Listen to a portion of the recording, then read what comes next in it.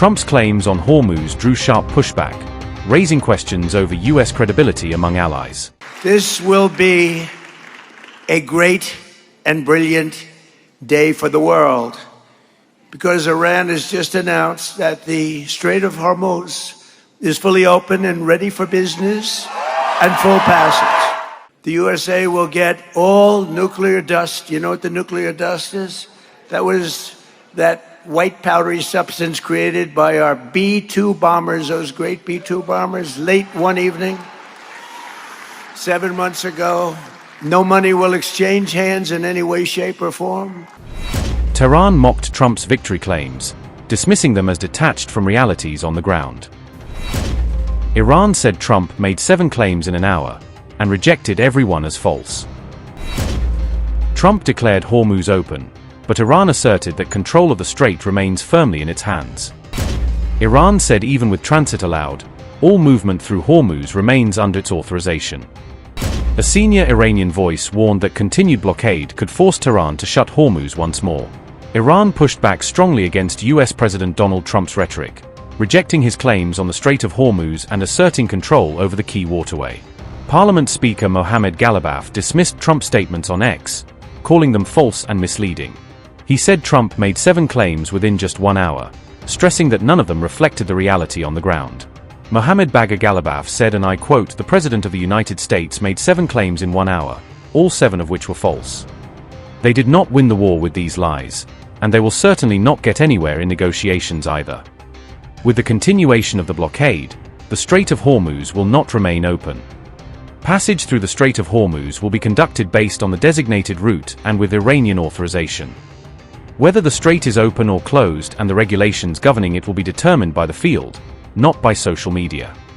Media warfare and engineering public opinion are an important part of war, and the Iranian nation is not affected by these tricks. Read the real and accurate news of the negotiations in the recent interview of the Foreign Ministry spokesman. Unquote. Trump claimed on Truth Social that Iran had agreed never to close the Strait of Hormuz again, while also asserting that a US naval blockade against Iran would remain fully in force until further notice. US Central Command said its forces could sustain the blockade for as long as necessary, adding that they were closely tracking Iranian maritime activity across ports and shipping routes. CENTCOM further stated that it maintained full surveillance over Iranian naval movements, claiming visibility over every major port and vessel. Trump also suggested that ceasefire negotiations would move quickly, saying most issues between the sides had already been resolved. Mohammed Ghalibaf rejected these assertions, warning that if the US blockade continued, the Strait of Hormuz would not remain open. He emphasized that all passage through the strait would strictly follow routes designated and authorized by Iran's authorities. Ghalibaf further stated that control over the Strait of Hormuz would be determined on the battlefield rather than through statements made on social media. Iran shut down the Strait of Hormuz following escalating hostilities involving the United States and Israel in early February. The closure disrupted global energy markets, prompting Donald Trump to announce a temporary 2-week halt in attacks. Later, Iran announced the reopening of the Strait of Hormuz following a 10-day ceasefire agreement in Lebanon. Moments after Abbas Araghchi's announcement, oil prices reportedly fell to around $90 per barrel as market pressure eased. Meanwhile, Iranian Foreign Ministry spokesperson Ismail Baghai reiterated Tehran's 10-point proposal as the basis for any future agreement. Reports said this proposal had been forwarded to Trump ahead of his April 7 announcement, according to Press TV. On the other hand, Trump stated that negotiations with Iran should be concluded quickly, signaling urgency in talks. He also hinted at a possible ground operation aimed at securing Iran's enriched uranium as part of any potential deal. However, Iran firmly rejected Trump's claims, stressing that its enriched uranium program was sacred and not negotiable.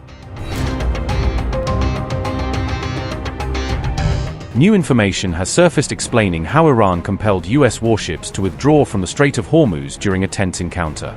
According to Press TV, naval units of Iran's elite forces reportedly locked more than 15 cruise missiles onto American vessels. The operation is said to have taken place during a direct maritime standoff between Iran and the United States on April 11th. Further details of this naval engagement were disclosed in a press TV report published on April 17th. Reports indicate that a total of 16 cruise missiles were targeted at U.S. warships before they eventually pulled back. Among the vessels identified were the USS Michael Murphy and the USS Frank E. Peterson. These ships were reportedly attempting to pass through the Strait of Hormuz during the confrontation.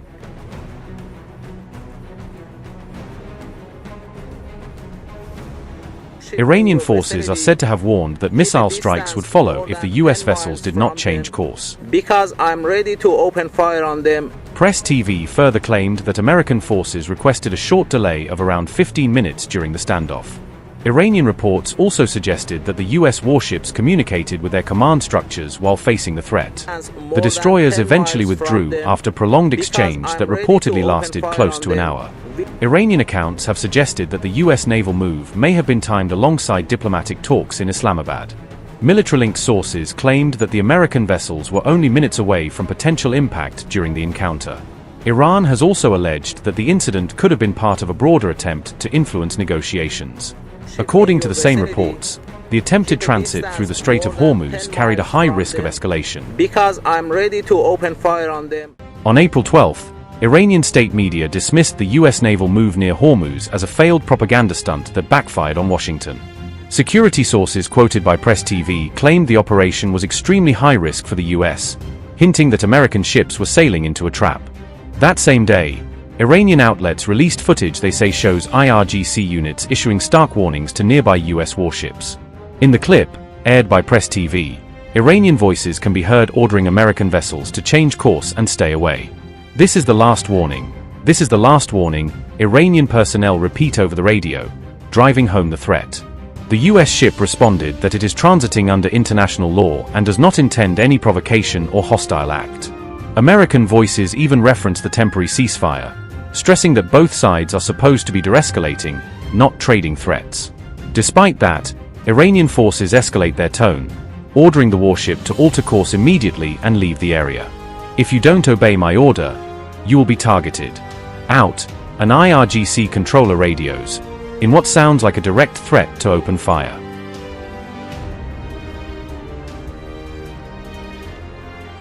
According to Iranian reports, the destroyers USS Michael Murphy and USS Frank E. Peterson Jr., both Arleigh Burke class, attempted to enter the Strait of Hormuz on April 11th. Press TV claims that Iranian cruise missile batteries locked onto the ships while attack drones circled overhead. The report dramatically alleges the destroyers were only a few minutes away from complete destruction if they had pushed further. Iranian forces supposedly issued a 30-minute ultimatum at the mouth of the Gulf: turn back or be hit. Press TV insists the U.S. ships immediately retreated once their crews realized cruise missile radars had locked on. Support helicopters reportedly flew overhead as IRGC units ordered all other vessels to stay at least 10 miles clear of the showdown zone. The Iranian account says later radio traffic shows U.S. crews fully complying with IRGC demands and pulling away. A great and brilliant day for the world, because Iran has just announced that the Strait of Hormuz is fully open and ready for business and full passage.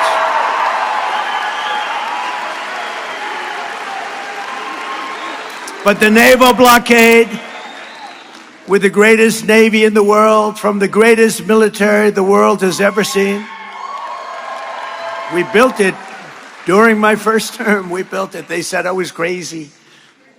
We weren't so crazy, were we? Will remain in full force and effect as it pertains to Iran until such time as our transaction with Iran is 100% complete and fully signed. And this process, we're getting along well, but who knows with anyone, but who knows with Iran in particular.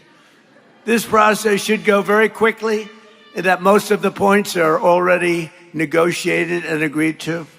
You'll be very happy.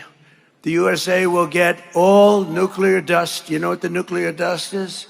That was that white powdery substance created by our B-2 bombers, those great B-2 bombers, late one evening, 7 months ago. No money will exchange hands in any way, shape, or form. Iran will be And you know how we're going to get the dust, right? Iran, we were going to take it anyway. But taking it that way is slightly more dangerous.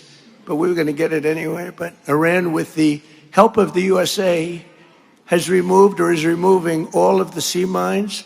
And most importantly, it never agreed, and you'll understand, they will never have a nuclear weapon. They will never have a nuclear weapon.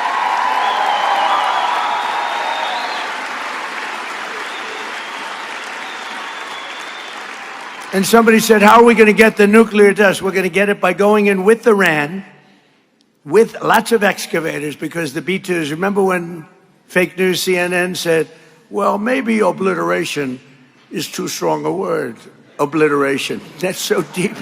We need the biggest excavators you can imagine, but we're going to go in together with Iran, we're going to get it, and we're going to take it back home to the USA. Very simple. Yesterday, on top of it all, we achieved what everyone said was impossible, an unprecedented ceasefire between Israel and Lebanon, and that hasn't taken place in 78 years. 78 years. Our deal with Iran is not in any way tied to Lebanon, but we will make Lebanon great again. I mean, it's about time we've sort of, the world has forgotten them, and they're good people who have lived like hell for a long period of time. And hopefully the situation with Hezbollah will get straightened out quickly. And I also want to thank Saudi Arabia, Qatar, UAE, Bahrain, Kuwait. They've been amazing. They've all helped tremendously, tremendously. And it took courage for them. Not easy, not easy. They were living with what they call the bully of the Middle East. They had the bully. Iran was the bully of the Middle East. They're not the bully anymore. Our ancestors knew exactly what to do with America's enemies. Beat them and beat them good. That's what they had to do. That's what they had to do. And if NATO teaches us any one thing, and I hope you all watched, because they weren't there for us, if it teaches us any one thing, we have to rely on ourselves. We can't rely on outside countries and outside sources.